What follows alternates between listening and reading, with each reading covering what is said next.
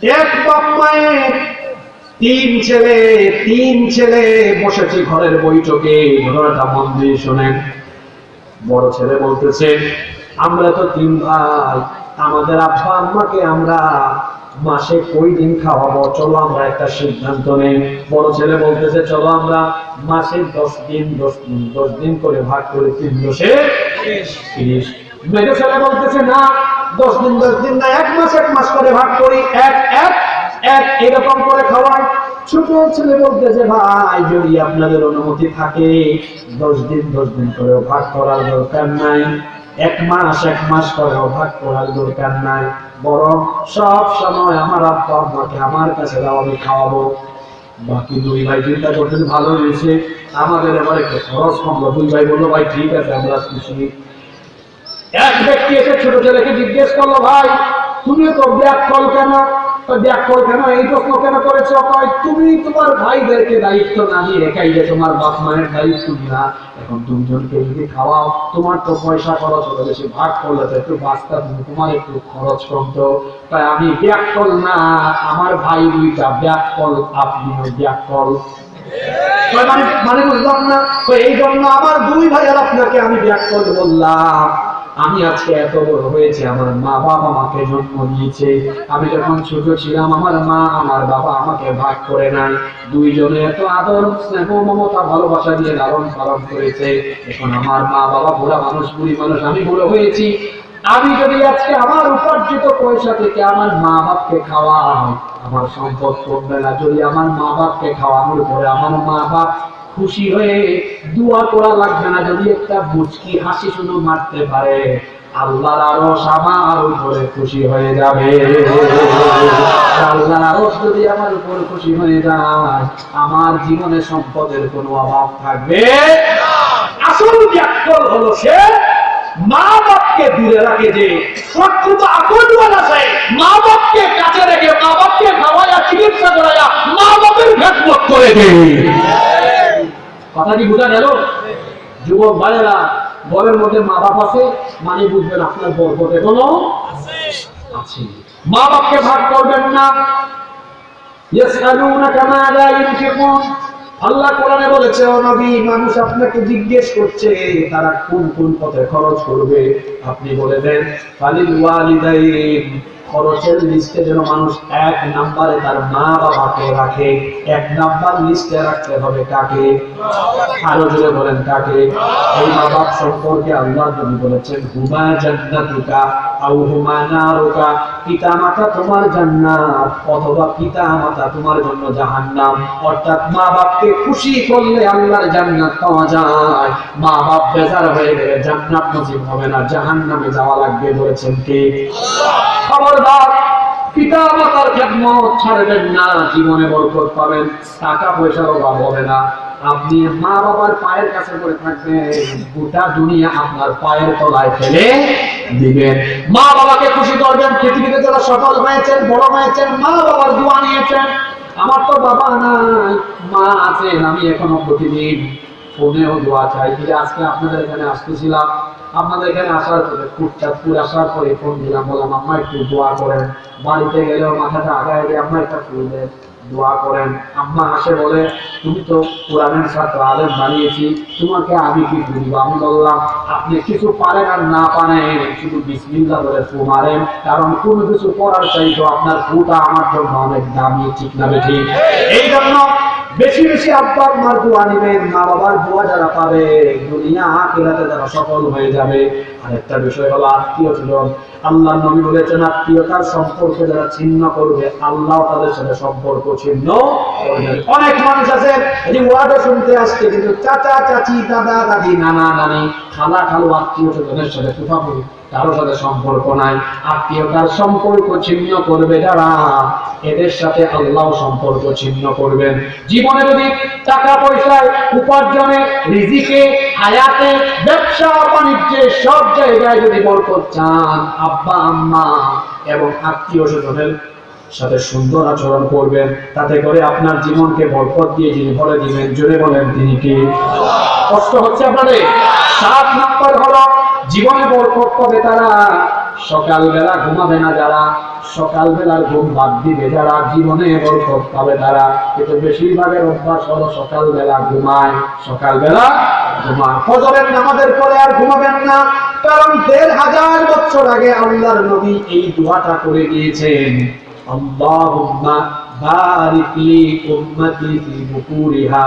হে আল্লাহ, আমার উম্মতের মধ্যে যে সকল লোকেরা সকালবেলা কাজ আরম্ভ করবে তাদের উপরে তুমি বরকত দিয়ে দিও। সুবহানাল্লাহ। যারা ছাত্র আছেন শুনেন, আমার ছোট ভাইরা আপনাদেরকে বলি যে সকালে ৮টা পর্যন্ত ঘুমান, রাত জেগে পড়াশোনা করেন না, রাতে তাড়াতাড়ি ঘুমাবেন, সকালবেলা উঠে পড়বেন। বিজ্ঞানও তাই বলে, এই যে সারাদিন কাজ করার পরে ব্রেইন এইটা ক্লান্ত হয়ে পড়ে, এটা ঘুম দিয়ে উঠেন ব্রেইন ফ্রেশ, ব্রেইন ফ্রেশ।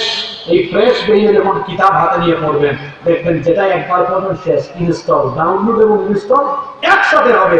সকালের পড়ায় বরকত আছে, সকালের কাজে বরকত আছে। এই জন্য রাসূলুল্লাহ এবং তার সাহাবীরা সকাল সকাল কাজ আরম্ভ করতেন। রাইসুল মুফাসসিরিন আব্দুল্লাহ ইবনে আব্বাস রাদিয়াল্লাহু আনহুমা একবার তার ছেলেকে দেখলেন সকালবেলা ঘুমাচ্ছে, তিনি তাকে বললেন, আতানামু ফিস সাআহ আল্লাতী তুকাসসাম ফিহাল আরযাক। তুমি কি এমন সময় ঘুমিয়ে আছো যখন আল্লাহ রিজিক বন্টন করছেন? ওঠো ওঠো, আল্লাহ তো রিজিক দিয়ে দিচ্ছেন, আল্লাহর রিজিক অন্বেষণ করো। সুবহানাল্লাহ। রিজিক চান, সকালবেলা ঘুম বাদ দেন। এখন যুবক ছেলেরা কি করে? তারা মোবাইল হাতে নিয়ে ৩টা ৪টা পর্যন্ত মোবাইলে তাহাজ্জুদ করে, ফজরের আগে দিয়ে ঘুমায়, সকালবেলা পুরো সকাল ঘুমায়, ১২টা ১টা পর্যন্ত ঘুমায় না, রাতের বেলা তাড়াতাড়ি ঘুমান। সকালবেলা ঘুমাবেন না, সকালবেলার এই সময়টাতে বরকত দেন কে? নাম্বার ৮ নাম্বার, জীবনে বরকত পাবে তারা সর্বাবস্থায় আল্লাহর উপর তাওয়াক্কুল করে কাজ করে, যারা ভরসা করতে হবে কার উপরে? আল্লাহ তাআলা বলছেন, ওয়া মান ইয়াতাওয়াক্কাল আলাল্লাহি ফাহুয়া হাসবুহু ইন্নাল্লাহা বালিগু আমরিহি ক্বাদ জাআলাল্লাহু লিকুল্লি শাইইন কাদারা। আল্লাহ তাআলা বলছেন, যে ব্যক্তি আল্লাহর উপর ভরসা করবে তার জন্য আল্লাহ যথেষ্ট।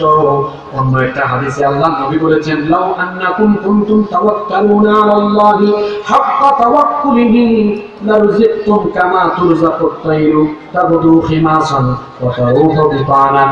আল্লাহ নবী বলেছেন, তোমরা যদি আল্লাহর উপরে ভরসা করো, পাখিকে আল্লাহ যেমন রিজিক দেন, এইভাবে আল্লাহ তোমাদেরকে রিজিক দান করবে।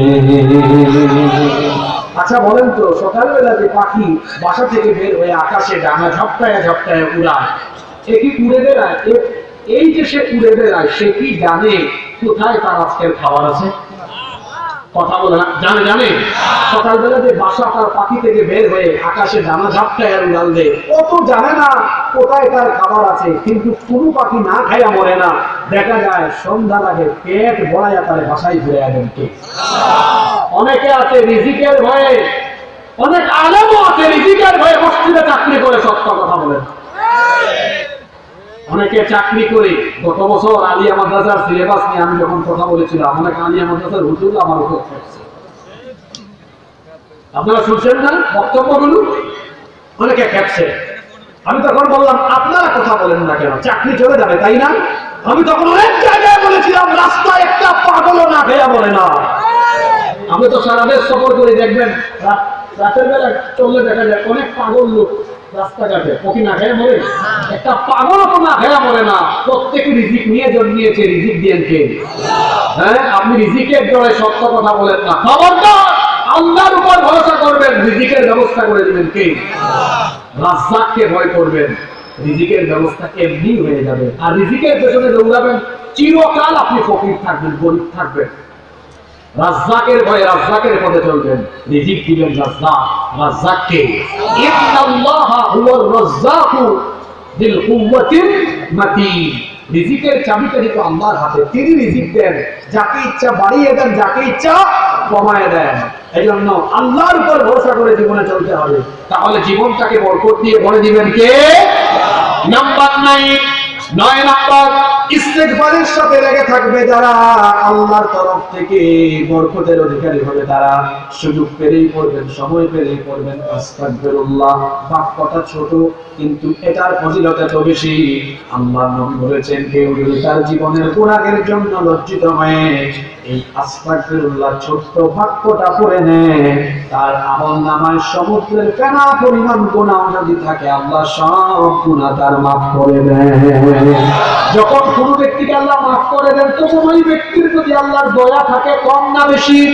এই জন্য আল্লাহর নবী বলেছেন, মাল্লাজিমাল ইস্তিগফার, যেই ব্যক্তি ইস্তিগফারের সাথে লেগে থাকে, ইস্তিগফার করে, জাআলাল্লাহু মিন কুল্লি যিইম মাখরাজা, এক নম্বরে আল্লাহ ওই ব্যক্তির জীবনের সকল বিপদ আপদ দূর করে দেন। দুই নাম্বার, ওয়া মিন কুল্লি হাম্মিন ফারাজা, ওই ব্যক্তির সকল টেনশন আল্লাহ দূর করে দেন। তিন নাম্বার, ওয়া রাযাকাহু মিন হাইথু লা ইয়াহতাসিব, ওই ব্যক্তির ধারণাতীত জায়গা থেকে আল্লাহ রিজিকের ব্যবস্থা করে দেন। ইমাম হাসান বসরি রাহমাতুল্লাহি আলাইহি, তার কাছে একবার এক লোক এসে বলতেছে, আমার ফসলের মাঠে ফসল নষ্ট হয়ে যাচ্ছে, একটা আমল শিখাই দেন। তিনি বললেন, যাও সবসময় ইস্তেগফার করবা, আস্তাগফিরুল্লাহ। ঘটনাটা শুনতেছেন? কিছুক্ষণ পরে আরেক ব্যক্তি এসে বলতেছে, আমি খুব গরিব মানুষ, আমাকে একটা আমল শিখাই দেন যেন আমার রিজিক বেড়ে যায়। বললেন, যাও করবা সবসময় আস্তাগফিরুল্লাহ।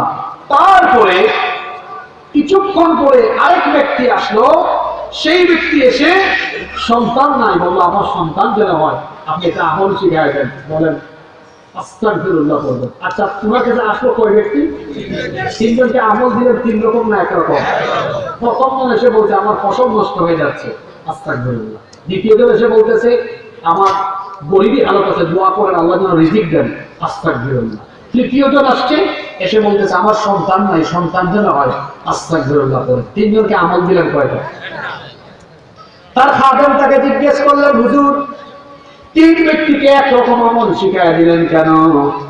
হাসান বসরি রাহমাতুল্লাহ আলাইহি বললেন, এটা আমি আমার ব্যক্তিগতভাবে শিখাই দেয় নাই। নূহ আলাইহিস সালামের কথা কোরআনে কারিমে আছে, মা কুলতু মিন ইনদি শাইআন, আমি নিজে নিজে বানায়া বলি নাই। ইন্নাল্লাহা তাআলা ইয়াকুলু ফি সূরাতি নূহ, সূরা নূহের মধ্যে আল্লাহ তাআলা বলেছেন। আর এই ঘটনাটা এসেছে তাফসীরে কুরতুবীর ভেতরে। তখন ইমাম হাসান বসরি রাহমাতুল্লাহি আলাইহি এই আয়াতটা তেলাওয়াত করলেন। ৭১ নম্বর সূরা, সূরা নূহ এর ১০ নম্বর আয়াত বললেন, ফাকুলতু আস্তাগফিরু রাব্বাকুম ইন্নাহু কানা গাফফারা ইউরসিলিস সামাআ আলাইকুম মিদরারা ওয়া يمددكم بأموال وبنين ويجعل لكم جنات ويجعل لكم أنهارا। তিনি বললেন, নূহ আলাইহিস সালাম তার জাতির লোকদেরকে বলেছিলেন, তোমরা তোমাদের রবের কাছে ইস্তেগফার করো, যদি ইস্তেগফার করো আল্লাহ আসমান থেকে বৃষ্টি নাযিল করবেন, সন্তান সন্ততি এবং তোমাদেরকে মাল সম্পদ, সম্পদের নিয়ামত দিয়ে আল্লাহ তোমাদেরকে সাহায্য করবে। ইমাম হাসান বসরি রাহমাতুল্লাহ আলাইহি বলেন, এই জন্য যে ব্যক্তি সন্তান নাই বলছে তারও বলছি বড় আস্তাগফিরুল্লাহ, যার গরিবী হালত আছে বলেছি বড় আস্তাগফিরুল্লাহ। আমার যেই ব্যক্তি আমাকে এসে বলেছে ফসল নাই, নষ্ট হয়ে যাচ্ছে, তাকে বলেছি বড় আস্তাগফিরুল্লাহ।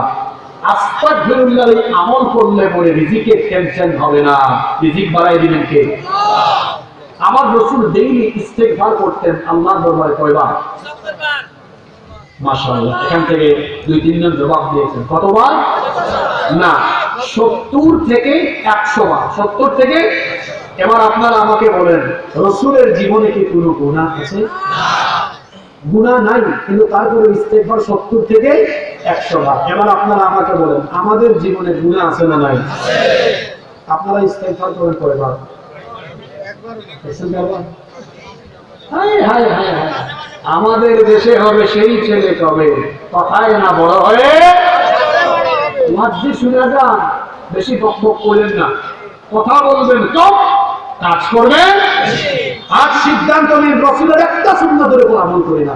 আরে রাসূল তো বলেছেন মান আহাব্বা সুন্নতি ফাকাদ আহাব্বানি, যে আমার সুন্নাতকে ভালোবাসে সে যেন আমাকে ভালোবাসে, আর যে আমার সুন্নাতকে ভালোবাসে কানা মাই ফিল জান্নাহ, সে আমার সাথে এক জান্নাতে থাকবে।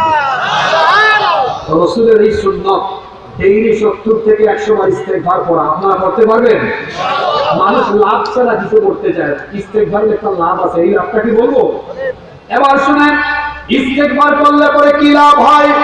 রব্বুল আলামিন সূরা আনফালের 33 নম্বর আয়াতে বলেছেন ওয়া মা কানাল্লাহু মুআযিবাহুম ওয়া হুম ইস্তাগফিরুন। ইস্তেগফাররত ব্যক্তির উপরে আল্লাহ আযাব দেন না। মুখ দিয়ে সুবহানাল্লাহ তাও বের হয় না। আপনি কি বুঝছেন কথা এটা? ইস্তেগফাররত ব্যক্তির উপরে আল্লাহ কখনো আযাব দেন না। এক বুজুর্গ ব্যক্তি গাড়িতে উঠেছেন, কিসে উঠেছেন? গাড়িতে উঠে কিছুক্ষণ পর পর বলে আস্তাগফিরুল্লাহ আস্তাগফিরুল্লাহ আস্তাগফিরুল্লাহ। পাশে থাকা প্যাসেঞ্জার বলতেছে ও হুজুর আপনি কিছুক্ষণ পর পর আস্তাগফিরুল্লাহ পড়েন কেন? উনি ওই ব্যক্তির কথার জবাব নিজের ভাষায় না দিয়ে বললেন তুমি কি সূরা আনফালের 33 নম্বর আয়াত জানো না? ওয়ামা কানাল্লাহু মুআযিবাহুম ওয়া হুম ইস্তাগফিরুন। ইস্তেগফাররত ব্যক্তিকে আল্লাহ আযাব দেন না, শাস্তি দেন না, বিপদে ফেলেন না।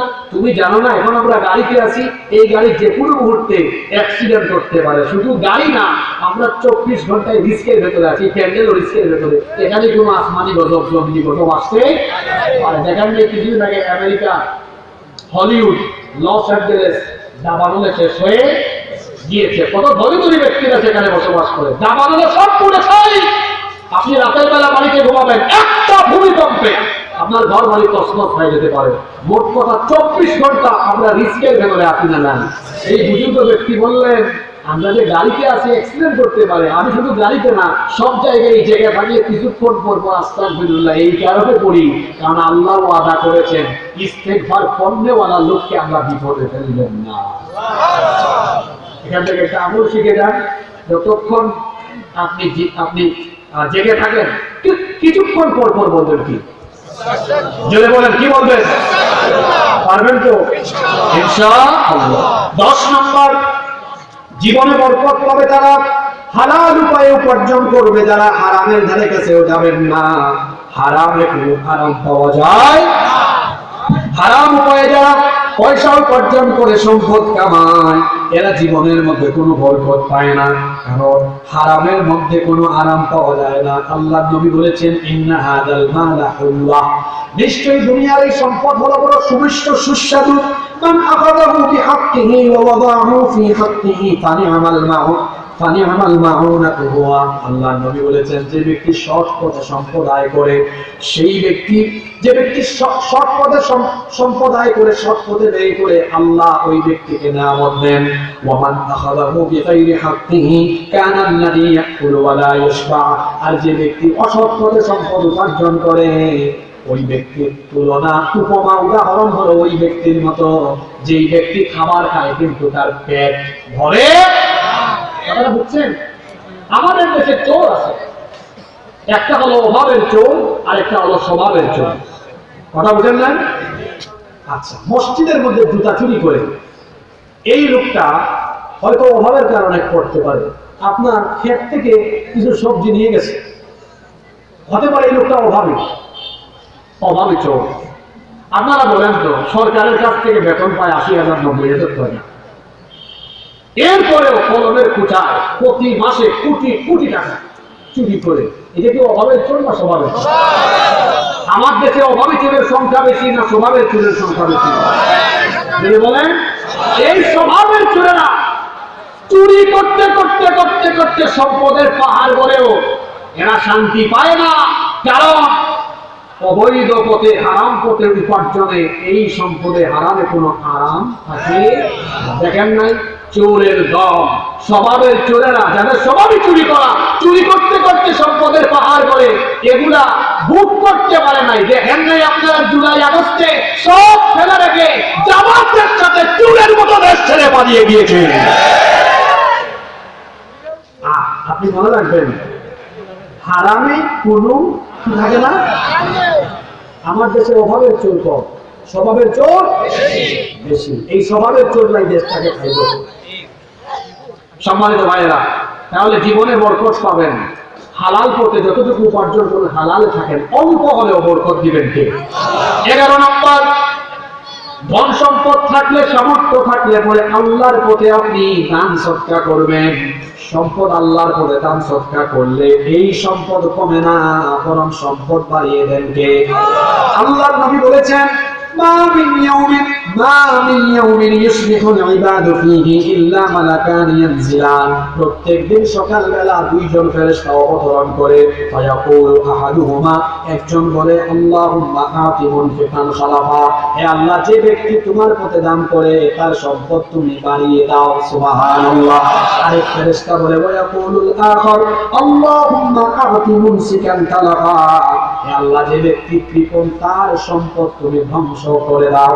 এক ফেরেশতা বলে, আল্লাহ, তোমার পথে যারা দান করে বাড়ায়া দাও, আর যারা তোমার পথে দান করে না ওই কৃপণকে ধ্বংস করে দাও। হাদিসের পরিচিতি এসেছে, আল্লাহ তাআলা বলেছেন, আনফিক ইয়া ইবনা আদম উনফিক আলাই, তুমি আল্লাহর পথে খরচ করো, তোমার পথে খরচ অর্থাৎ তোমাকে যিনি সম্পদ বাড়িয়ে দিবেন তিনি কে?